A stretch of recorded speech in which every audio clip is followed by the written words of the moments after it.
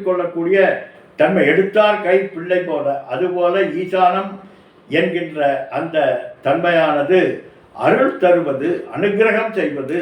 யாராக இருந்தால், எவ்வளவு கொடுமையானவனாக இருந்தாலும் இரண்டு நிலையாக அருள்தல் அதே போல தண்டித்தல் என்கின்ற இரண்டு, அனுகிரகம் நிகிரகம் என்கின்ற இரண்டு நிலைப்பாடுகளை கொண்டது.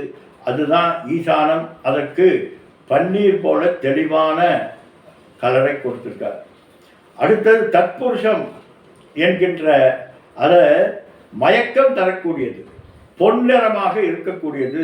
இங்கே தத்புருஷம் என்பது திரோதானம் என்ற மறைப்பு. எப்படி சீதாதேவிக்கு அந்த மாயமானானது ஒரு மயக்கத்தை தந்து அதன் மேல் ஈடுபாடு என்பதை ஏற்படுத்தியதோ, அதுபோல பிரவೃತ್ತಿ காரணமாக இருக்கின்ற நிலையிலே அவர் தத்புருஷம் என்கின்ற நிலைப்பாட்டை வெளிப்படுத்தி நமக்கு பிரவೃத்தியாக இருக்கிறார்.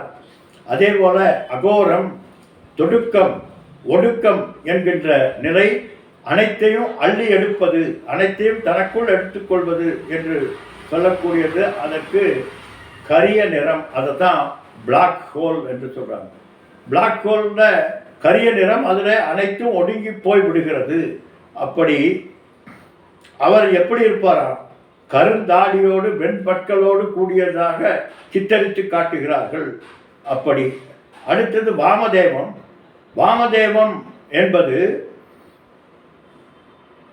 படைப்பினுடைய தன்மை. இந்த படைப்புக்கு ரஜோகுணம் தேவை.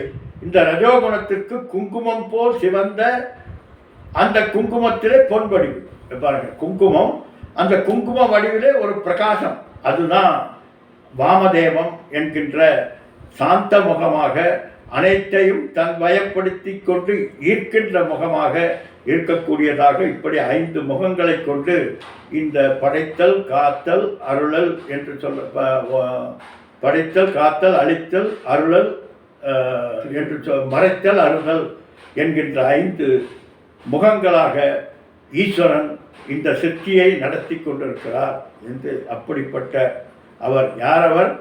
அத்தனைக்கும் சாட்சியாக, விமலனாக, எந்த ஒரு நிலைப்பாட்டும் இல்லாத அத்துணையிலுமிருந்து விலகி சாட்சி ஸ்வரூபமாக இருந்த அவர்தான் இந்த சிருஷ்டி என்கின்ற நிலைப்பாடு வருகிற போது